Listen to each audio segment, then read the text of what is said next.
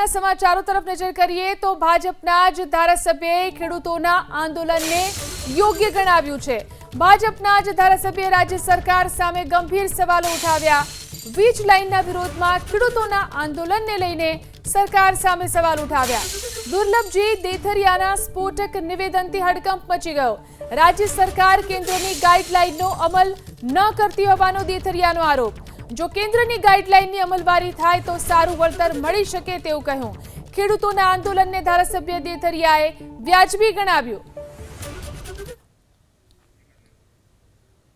તો ખેડૂતો જે રીતે આંદોલન કરી રહ્યા છે, ભાજપના જ ધારાસભ્યએ ખેડૂતોના આંદોલનને યોગ્ય ગણાવ્યું છે। ભાજપના જ ધારાસભ્યએ રાજ્ય સરકાર સામે પણ ગંભીર સવાલ ઉઠાવ્યા।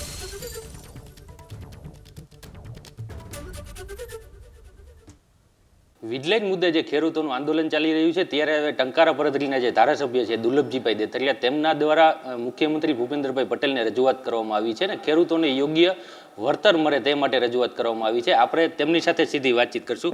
દુર્લભજીભાઈ, તમે મુખ્યમંત્રીને રજૂઆત કરી છે, શું રજૂઆત કરી છે? ખેડૂતોને કેવી રીતે યોગ્ય વળતર મળી શકે, શું કહેશો?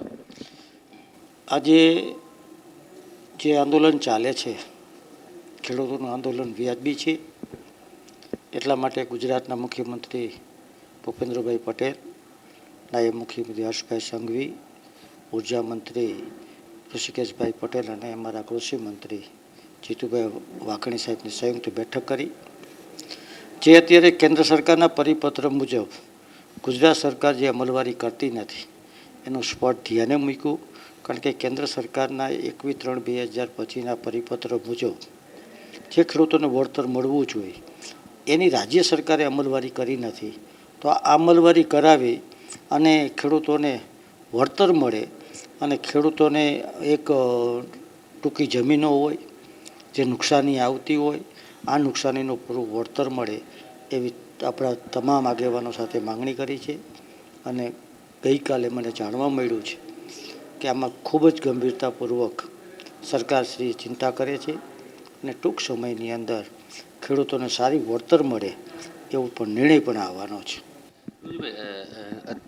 ઘણા સમયથી ખેડૂતોનું જે આંદોલન ચાલી રહ્યું છે, સરકાર સાથે ઘણી બધી વાટાઘાટો પણ થઈ રહી છે અને સરકાર ખેડૂતોને આમંત્રણ આપી રહી છે કે તમે આવો અને આપણે એક સ્ટેજ ઉપર બેસી અને વાતચીત કરીએ અને આનું નિરાકરણ કઈ રીતે આવે તે પ્રયાસો કરીએ, પણ ક્યાંક ને ક્યાંક ખેડૂતો જતા નથી। તો તમે શું માનો છો પોતાના અંગત રીતે કે આ જે આંદોલન છે એ આંદોલનનો અંત શા માટે નથી આવતો?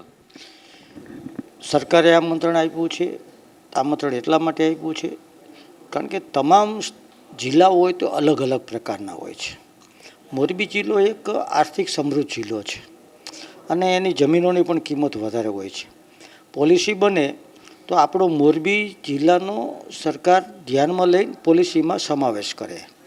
દાખલા તરીકે કચ્છ છે તો જમીનના ભાવ ઓછા છે, સુરેન્દ્રનગર છે કે જમીનના ભાવ ઓછા છે, મોરબી જિલ્લો છે એવો છે કે જમીનના ભાવ વધારે છે।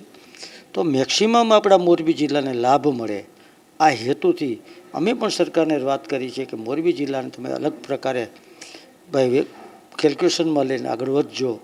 એના ભાગરૂપે સરકારે આમંત્રણ આપ્યું છે, પણ હવે એમનો ઈચ્છા કે પણ સરકાર પણ એક પોઝિટિવ રીતે સરકારને અમે બધાય મુદ્દા આપી દીધા છે।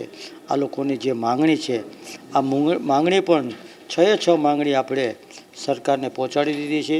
એના હાઇલાઇટ કરી છે, જે વળતરવાળો વિષય છે એમાં આપણે હાઇલાઇટ પણ કરી દીધું છે, કારણ કે ખેડૂતોની જે માંગ છે એ અત્યારે જે જમીન છે એ જમીનની વેલ્યુ ડાઉન થાય છે, અત્યારે કિંમત ઊંચી છે, વીજ લાઇન આવવાથી જમીન ડાઉન થાય છે, એટલા માટે વળતર માટેનો વધારે માંગણી કરે છે। આ ખેડૂતોનો વ્યાજબી પ્રશ્ન છે। દુર્લભજીભાઈ, આ કેબિનેટની બેઠક પણ ગઈકાલે મળી, ખેડૂતોનું જે આંદોલન છે તે હજુ સુધી યથાવત મળી રહ્યું છે। સરકાર સાથે તમે પણ વાતચીતો કરીએ છે, તમે તમારા અંગત રીતે શું માનો છો કે આ જે આંદોલન છે એનો અંત ક્યાં સુધીમાં આવી શકે અને કેવી રીતે અંત આવી શકે? સરકાર ખેડૂતોની વ્યાજબી માંગણી પૂરી થશે એટલે મારું માનવું એવું છે કે આ આંદોલનનો અંત આવી જશે, કારણ કે જે સરકાર પાસે ખેડૂતોની માંગણી છે એના લગત વ્યા જાય તો સ્વાભાવિક છે બધા સ્વીકારે। કોઈ એવા આંદોલનમાં જડ ખેડૂતો નથી, બધું સમજુ ખેડૂતો છે।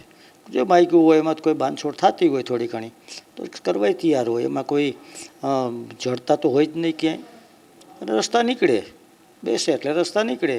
હજી એ પણ જાહેર કર્યા પછી કાંઈ પણ સમસ્યા રહેતી હશે તો અમે પણ સરકારમાં જઈને રજૂઆત કરશું અને ખેડૂતોને પૂરો ન્યાય મળે આ દિશામાં સરકારમાં રજૂઆત કરશું. ધ્રુવજીભાઈ, આ જે આંદોલન ચાલી રહ્યું છે, આંદોલનની જ્યારે શરૂઆત થઈ ત્યારે પણ ખેડૂતોનો એવો આક્ષેપ હતો કે જે કંપની દ્વારા જે કામગીરી કરવામાં આવતી હોય છે ક્યાંક ને ક્યાંક ખેડૂતને વિશ્વાસમાં લઈને નથી કરવામાં આવતી, અથવા તો ખેડૂતોને જે પોતાના ખેતરમાં જે વીજ કંપની કામ કરવા જાય છે તેમને જાણ કર્યા બહાર જાય છે, તો ક્યાંક ને ક્યાંક આ વીજ કંપની દ્વારા ખેડૂતો સાથે જે સંકલન નથી કરવામાં આવતું તેના કારણે આ જે પ્રશ્ન છે તે ઊભો થયો છે. તમે તમારા અંગત રીતે શું માનો? એમાં કંપનીનો સંપૂર્ણ વાંક છે. આજે ખેડૂતના ખેતરની અંદર વીજ પોલ આવતા હોય તો એક તો એમની પાસે જઈને પરમિશન લેવી જોઈએ અને એનું જે વળતર છે એ એડવાન્સ ચૂકવી દેવું જોઈએ અને પછી સહમતિથી એને અંદર જવું જોઈએ. આવી મનફાવી વ્યવહાર વર્તન થાય એ વ્યાજબી નથી. એટલા માટે આ કંપનીનો વાંક પણ ગણાય છે.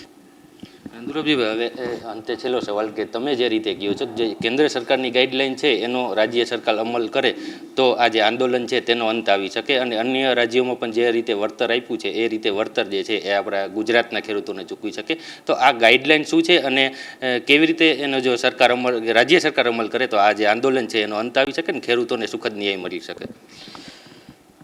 જે કેન્દ્ર સરકારની 21/3/2025ની ગાઈડલાઈન છે એમાં રાજસ્થાન સરકારે ખેડૂતોને વીજલાઈન બાબતમાં 4 ગણા રેટ આપ્યા છે, પણ અહીંયા જંત્રીના 4 ગણા છે, બજાર વેલ્યુના 4 ગણા નહીં. આ થોડીક એમની ભાઈ, કારણ કે ત્યાંનો ભાવ તો નીચા જ હોય છે, જંત્રી પણ નીચી હોય છે અને 4 ગણા એમને ભાવ આપીને રાજ્ય સરકાર રાજસ્થાન સરકારે પરિપત્ર બહાર પાડ્યો છે. રાજસ્થાન સરકારે કેટલી જગ્યાએ એવી પણ પરિપત્રથી બહાર પાડ્યો છે અને જમીન સંપાદન પણ કરી છે, એના પણ રેટ ઊંચા હોય સંપાદન થાય. આ તો સંપાદનનો તો વિષય જ નથી, માત્ર પસાર થાય છે એટલે વળતર આપવાનો વિષય છે. એટલે આપણે જે અહીંયા છે એ આખી માર્કેટ વેલ્યુના હિસાબે સરકાર વિચારી રહી છે અને એનું પરિણામ આવશે.